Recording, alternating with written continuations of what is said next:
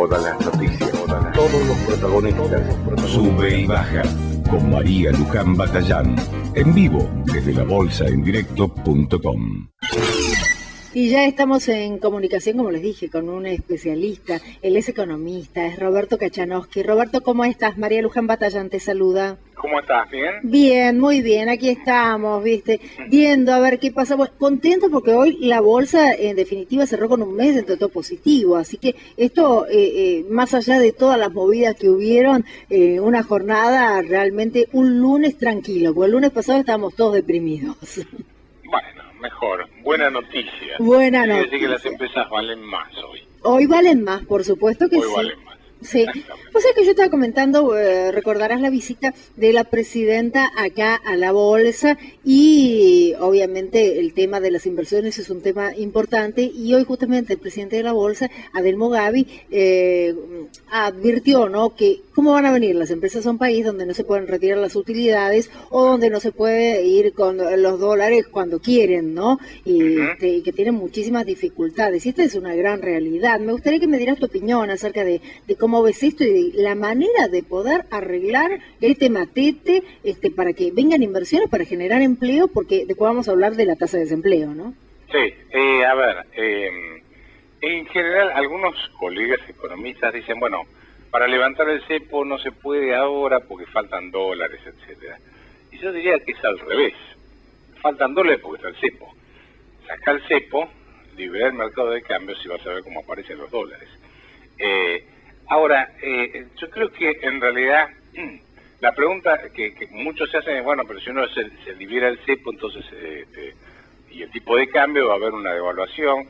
Nadie dice que hay que devaluar. Que hay que liberar el tipo de cambio es otra cosa, hay que dejarlo flotar. Entonces ahí no necesitas reservas. El Banco Central no tiene por qué intervenir en fijar el tipo de cambio. Lo más probable es que, si vos lo haces con un ministro de Economía que sea confiable, alguien creíble, alguien que esté al frente del Banco Central y que sea creíble, un programa fiscal donde tengas disciplina fiscal, eso te lleva a tener disciplina monetaria para que no haya la expansión monetaria enloquecida que hay en este momento, y todo eso en un contexto de respeto por los derechos de propiedad. A mí me parece que el ingreso de capitales puede ser lo suficientemente importante como para frenar una eventual estampida del tipo de cambio, ¿no? Así que lo que sabemos es que mientras haya cepo, no va a haber dólares disponibles en la Argentina, ni inversiones, y en consecuencia no va a haber puestos de trabajo nuevos. Roberto, Sabemos que sí, si se libera eso, sí puede haber mejora en la calidad de vida de la gente, perdón. no, al contrario, Roberto, el punto acá fundamental es cómo haces para liberar el tipo de cambio, para levantar el cepo y que sea de una manera ordenada y que la gente no salga desesperada a comprar dólares. Y no sé cuál es la capacidad del común de la gente que puede llegar a comprar $1.500, $3.000 porque se quiere ir de viaje, porque se quiere ir de vacaciones. Yo no sé cómo sería ese mercado y el mercado obviamente empresario, ¿no? Los que compran dólares, bueno, ya de otra manera. A ver, el tema es, todos tenemos, acá se tiene miedo a liberar el mercado de cambio. Si no hay que tener ningún miedo si se hace en el contexto adecuado. A ver, ¿estamos de acuerdo que el dólar es una mercadería como cualquier otra? Sí. Muy bien. Suponete que hay un control de precios sobre el precio de las salchichas, ¿sí? Y racionamiento de salchichas. Chao, ¿sabes qué? ¿Vos qué haces? ¿Liberás de a poco el mercado de las salchichas o lo liberás? No, yo lo liberaría y bueno, con el dólar pasa lo mismo. No hay ninguna cuestión mágica. En todo caso, lo que tenés que hacer es presentar, como te decía antes, un plan económico consistente, con gente creíble, trayectoria, etcétera, en el Ministerio de Economía y en el Banco Central, para que la gente no use del peso. Eso es que no se vaya al dólar, ¿sí? ¿Por qué la gente compra dólares? Porque en realidad la contracara es que use del peso, porque la gente no cree en el peso. Entonces, si vos presentas un plan económico donde hay confianza, no vas a seguir devaluando el peso como hasta ahora, emitiendo para financiar el déficit fiscal, etcétera, no hay ningún riesgo de estampida o de descontrol económico ni nada que se le parezca. ¿Sí? Que acá quieren inventar que con el racionamiento del dólar y el control de cambio vamos a estar mejor que con la libertad. Claro, ahora, ¿qué pasaría, por ejemplo, tenemos yo el otro día hablaba con la embajadora, estábamos hablando acá con la embajadora de Ecuador en Argentina, es un país dolarizado, pero por ejemplo, el ser un país dolarizado, eso tampoco trajo como consecuencia que sea un país donde no haya desigualdades sociales y son mucho más marcadas que la República Argentina, ¿eh? Bueno, pero por supuesto, porque, a ver, el hecho de que vos tengas una determinada moneda no quiere decir que vas a tener inversiones, porque las inversiones no dependen solamente de la estabilidad monetaria, o sea, que no hace inflación, y de la estabilidad cambiaria. Depende del respeto por los derechos de propiedad, de la ausencia de regulaciones que entorpezcan la economía y ese tipo de cosas, ¿sí? De cuál es la política impositiva que vos estás aplicando, si castigás al que invierte o no lo castigás. Entonces, si tenés cero inflación y cero devaluación, pero atacás la propiedad privada, etcétera, etcétera, y bueno, seguramente no vas a tener inversiones. Ahora, vos fíjate que en Ecuador no se animan a salir del dólar. No, No y se bueno, animan, no. Correa no se anima. No, más bien, pero no es ni siquiera es una política pensada, ni siquiera que a nadie se le vaya a ocurrir, pero tampoco tienen o sea, no tienen la desesperación de la copia de dólares, cosa que tampoco pasa en Brasil, porque en Brasil, en realidad, la gente no piensa en dólares como nosotros. ¿Cómo cambiamos la cabeza y que a mí me den ganas de... Bueno, no, tenés razón. A principios del gobierno de Néstor Kirchner no estábamos pensando en el dólar, estaba 3 pesos, 3 mangos y pico, y me acuerdo que no pensamos en el dólar. No, bajó a 12 y pico, 2.80, una cosa por el estilo, no me acuerdo. Quedó ahí, en realidad vino la devaluación cuando Alde pegó el overshooting hasta 4 pesos y pico, 4 y pico. En ese momento, y después más o menos se estabilizó. Bajó. Igual, lo que pasa es que a valores de hoy, a valores actuales, ¿sí? Si uno trae el dólar que recibió Néstor Kirchner en mayo del 2003, lo traes a valores de julio de este año, es un dólar de 17 pesos y pico. O sea, si el tipo de cambio nominal hubiese aumentado al mismo ritmo que la tasa de inflación verdadera, en función de la inflación verdadera, el dólar sería 17 y pico. Hubieses aumentado el tipo de cambio nominal igual que la que subía la inflación, menos la tasa de inflación de Estados Unidos, la restabas esa. Hoy tendrías un dólar de 17, 18 pesos, para que tengas una idea. Está bien. Se comieron un tipo de cambio real fenomenal. O sea, lo que este gobierno tuvo la suerte al inicio de recibir ese dólar altísimo, justo subiendo el precio de las commodities. Pensé que la soja promedio simple en el periodo kirchnerista estuvo en $360. De la Rúa tuvo un precio promedio de la soja de $150. Y la tasa de interés, bueno, mucho más baja. Así que tuvieron todo. Claro. Y se lo comieron. Ahora, tenés que entrar, tenés un horizonte donde el precio de la soja no es malo. Lo que pasa es que con este tipo de cambio real, hoy el tipo de cambio real a valores constantes es peor que la convertibilidad, porque si le pones el 35% de retenciones, el productor tiene un dólar de 5 pesos, casi 6 pesos, no más que eso.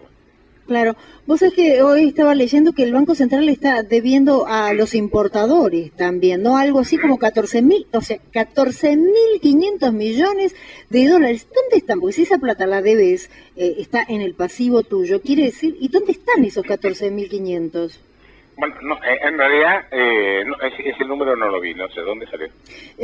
Bueno, son deudas no pagas y te digo... No, pero ¿dónde lo publican? Porque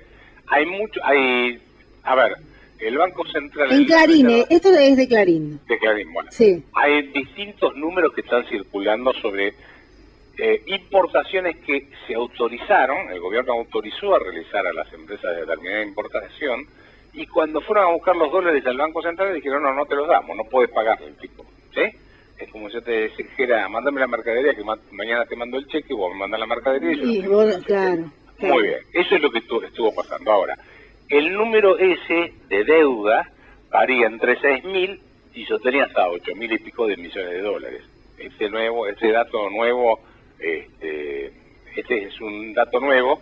De todas formas te diría que cuando entras a restarle a las reservas del Banco Central todo lo que son encajes de depósitos en dólares que constituyeron la gente en los bancos, y los bancos tienen que llevar esos dólares al Banco Central. Los préstamos del Banco de Francia, el swap con China, esta deuda que estás hablando, etcétera, al próximo gobierno no entregan monedas en el Banco Central. Claro. Le van a dar un vale diciendo debe tanto.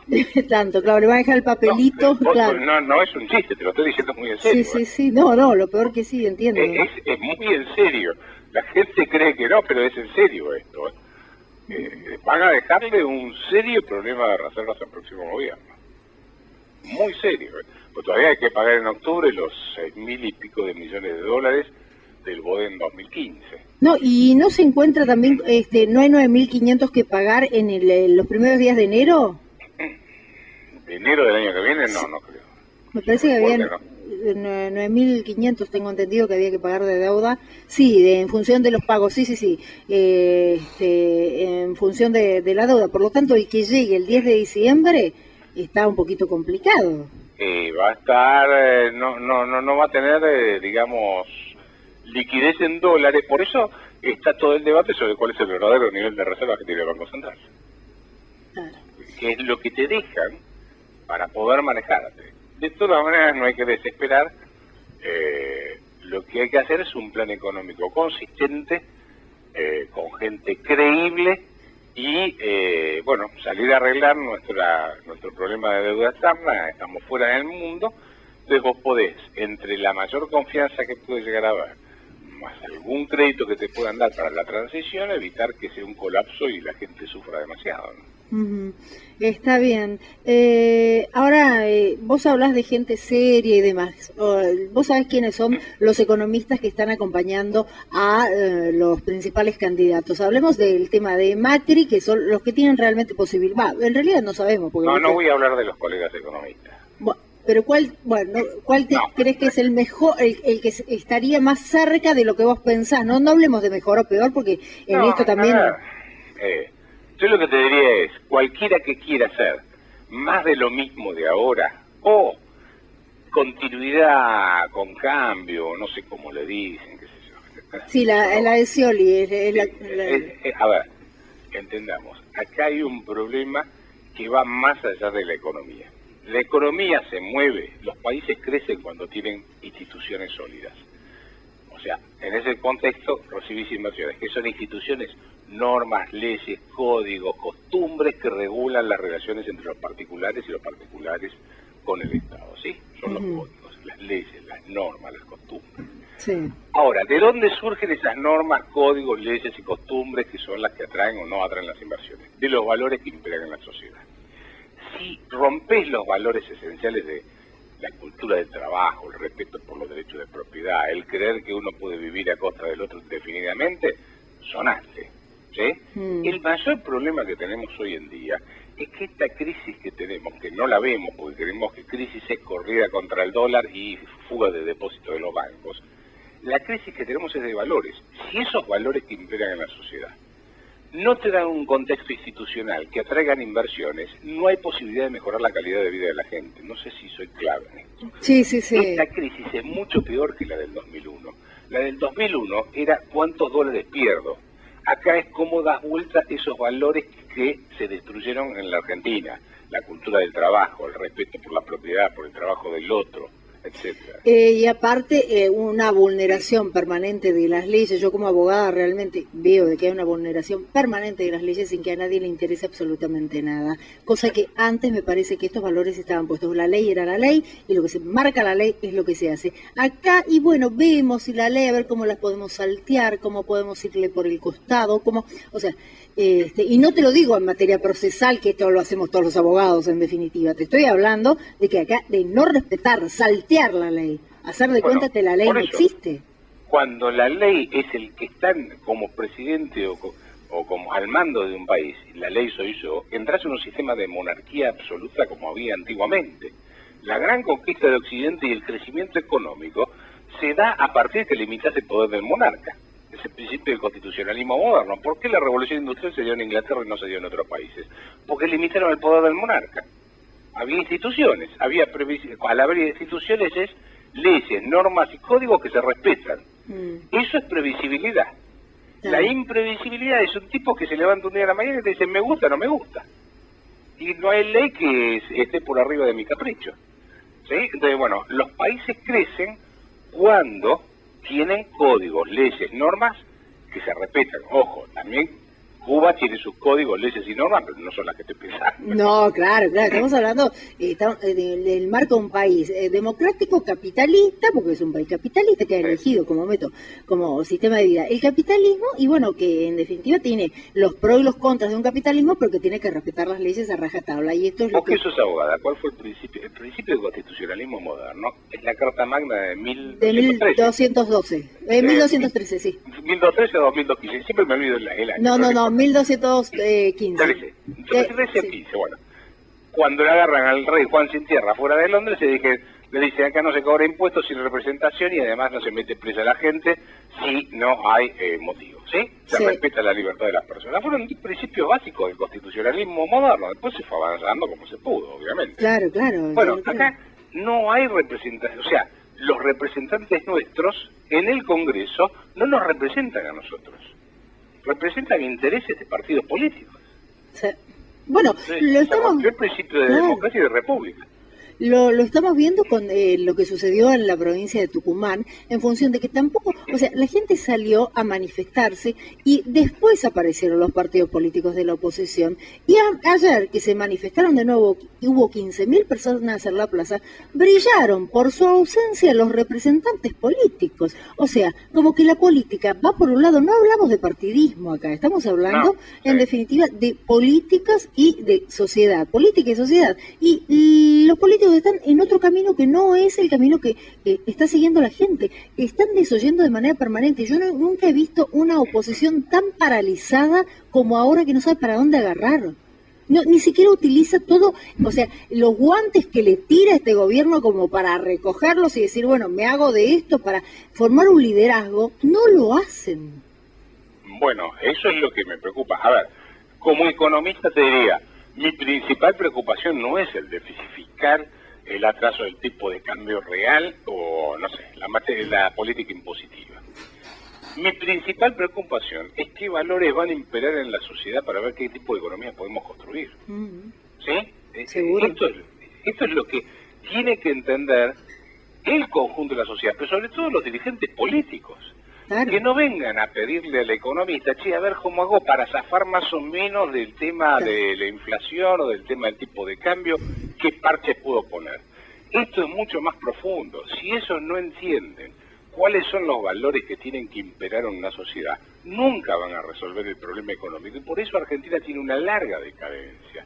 Tiene una larga decadencia económica, porque se rompieron los valores. Cuando vinieron los inmigrantes, tu abuelo, el mío acá, no vinieron a esperar un subsidio. No, vinieron a laburar. Herramientas, semillas de tierra para ir a laburar. Imagínate. Así se construyó la Argentina. ¿Y qué le dio el Estado? Le dio un contexto institucional para que el tipo pudiera laburar. Y el tipo era una persona que trabajaba de sol a sol, era austero, ahorraba, educó a su hijo, ¿sí? A sus hijos. Así se construye un país, no hay que inventar nada. Bueno, pero lo que pasa es que acá volvemos a lo mismo, ¿no? En función de que del no respeto por la ley y el tema de los valores, nosotros tenemos dos generaciones. Mira, la generación del 90, que los padres se quedaron sin trabajo, que no vieron a sus padres trabajar, y la generación que le sigue, que vivió de los subsidios y de los planes sociales sin tener la conciencia de la cultura del trabajo. Entonces, tenemos dos generaciones que vamos a tener que reeducar. Y acá, ¿cómo hacemos para reeducar a dos generaciones que prácticamente las tenemos perdidas porque no tienen la cultura del trabajo? Y vos lo llamas para trabajar y demás, y lo que te van a decir son cosas como, ¿y el horario? ¿Y cómo es? ¿Y por qué tengo que venir tan temprano? Y demás. Y yo sé de que falta trabajo y falta calidad de trabajo, pero también falta gente capacitada. No, bueno, eso por un lado, pero además te digo, yo viajo mucho por todo el país dando charlas, etcétera. Voy a las ciudades más chicas que te podés imaginar, de 20.000, 30.000 habitantes, y vos le preguntas a un productor, che, ¿conseguís gente? En negro sí, porque nadie quiere venir a laburar en blanco. Por el tema de los planes. Exactamente. En Capital lo vivís con el tema del servicio doméstico. Exactamente, pero en el interior lo tenés muy marcado. O sea, a ver, por eso te decía, acá tenés un problema de valores. El tipo dice, no, ¿por qué voy a ir a laburar si a mí me pueden mantener indefinidamente otro? Y eso es lo que hay que dar vuelta. ¿Cómo Pero, se da vuelta? claro, Con inversiones. Y entonces al señor le vas a decir, mire señor, usted ahí enfrente tiene un lugar, en un campo donde hay que ir a poner alambrado. ¿Quiere hacerlo? No, bueno, entonces pierde el plan social. Bueno, con un sueldo que sea digno y respetando los derechos laborales, ¿no? Obvio, bueno, como corresponde. Tampoco podamos pretender que de un día para el otro ganen como en Alemania. No. Ya sabemos que en Alemania son más pobres que nosotros. Sí. No, pero esto es claro. Y uno no está diciendo qué malo el que no quiere trabajar. Es que no se le enseñó. No es que porque es malo que no quiere trabajar y que dice, no, espero el plan porque me conviene más. De ninguna manera. Es porque realmente no tuvo otro espejo donde mirarse. Este es el punto, porque si no parece de que los que tienen los planes sociales son los malos, y no, hubo mucha gente que se quedó sin laburo y realmente necesita del plan y demás. También vemos que en el mundo empresarial está el tipo que pide los subsidios, la protección, el no competir. O sea, no, pero para el transporte, alguien peor que el tema del transporte, no hablemos del tema del transporte porque es uno de los sectores más subsidiados y que peor funciona, a mi gusto, ¿no? Sí, bueno, por eso te digo. Entonces el problema no es el déficit fiscal, el atraso cambiario, no es solamente eso. Sí te diría que me preocupa porque el colchón social que tenés hoy para hacer el cambio de precios relativos, que es mayor al del Rodrigazo del 75, ¿sí? En ese momento el colchón social era mucho mayor, porque no tenías la pobreza que tenés ahora, no tenías la indigencia que tenés ahora, no tenías la desocupación que tenés ahora. Pero no importa, se puede corregir eso. Ahora, lo más profundo, lo que hay que meterse en la cabeza, es que las reglas de juego tienen que cambiar, y para eso tienen que empezar a cambiar los valores de la sociedad. Trabajar, simplemente eso, lo que vos haces y yo y tanta gente a la mañana. Lo que pasa es que cada vez son más los que viven del trabajo tuyo, del señor que nos está escuchando y el mío, que los que producen. Hay mucha gente que consume y no produce en Argentina, empezando por la cantidad de empleados públicos adictos al gobierno que en los últimos años fueron nombrados a nivel nacional, provincial y municipal. Es un escándalo. Sí, todos los días y antes de fin de año va a haber nombramientos a rolete. Hoy veía en AFCA, creo que van a nombrar no sé cuántos empleados más. ¿Sí? Ahora, ¿cuál es la función que está haciendo? Ninguna, porque yo vengo de Radio Identidad, yo estuve en Radio Identidad, una radio que fue... Bueno. Sí, ¿te acordás? Bueno, y justamente después, tuve la suerte de recalar en Cultura, pero me quedé sin radio gracias a que sacaron, totalmente inconsulta, ni siquiera figura en los papeles del AFCA, no hay ningún papel, por lo menos hasta hace un mes y pico que yo fui por última vez, no había ningún expediente, por lo menos me decían de que no había ningún expediente, de que una radio, la frecuencia, salió del aire para entregársela a otro empresario de medios, se la entregaron a Spolsky, sí, a Mario Pergolini, y sin embargo no está registrado en el AFCA. Venden una frecuencia, cosa que es ilegal, pues no se pueden vender la frecuencia. Vos cuando no querés más la frecuencia vas, se la entregas al Estado, el Estado después va, la saca a licitación, vos vas, te presentás en la licitación y te quedas en función de quién es el mejor candidato, te quedás con la licencia de la frecuencia. Sí. Acá la pasaron como si fuera un caso de jugadores. Bueno, para eso está el AFCA. No sé, el AFCA que, tiene un directorio que está compuesto por miembros de la oposición. ¿Vos escuchaste a los miembros de la oposición no siendo algún que otro titulito que te tiró Gerardo Milman? Después olvídate, nadie habló nada. Sí, sobre el tema de FM Identidad. De FM Identidad y el tema de los medios. A mí me pasó en el año 2007, cuando estaba en el canal PIE, que era de Cablevisión, lo compra Clarín, y en ese momento que estaban de buena onda con los Kirchner, nos rajaron a todos, directamente. ¿Sí? Y estoy hablando del año 2007. Sí. ¿Sí? Me acuerdo. Me acuerdo que yo producí un programa también ahí. Sí, bueno, ¿te acordás de PIE? Sí, me acuerdo perfectamente. Era un canal que se veía muchísimo. Política Primero y estábamos economía. entre los canales de aire, después nos tiraron al 60 y pico, después nos caímos casi de la grilla y después nos sacaron. Y nadie se inmutó. No. Entonces, acá en la Argentina lo que hay que entender es que no se pueden violar las normas, las leyes, los códigos, en forma gratuita, por más que nos parezca intrascendente el tema. ¿Sí? O sea, si no se puede, no se puede. Hay que limitar el poder del Estado. Si no se limita el poder del Estado, caemos en las monarquías absolutistas.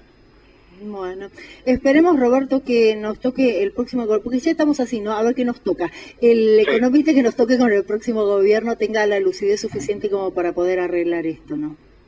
Esperemos. ¿Vos estás con algún partido te llamó para consultarte o algo? No. Ah, bueno, está bien. No existo. Qué divino. Ya sabés, yo tampoco, así que no hay ningún problema. Roberto, te mando un fuerte abrazo. Gracias. Un beso, adiós. Era el economista Roberto Kachanowski, 17:53. Todas las noticias, todos los protagonistas. Sube y baja con María Luján Batallán. En vivo desde labolsaendirecto.com.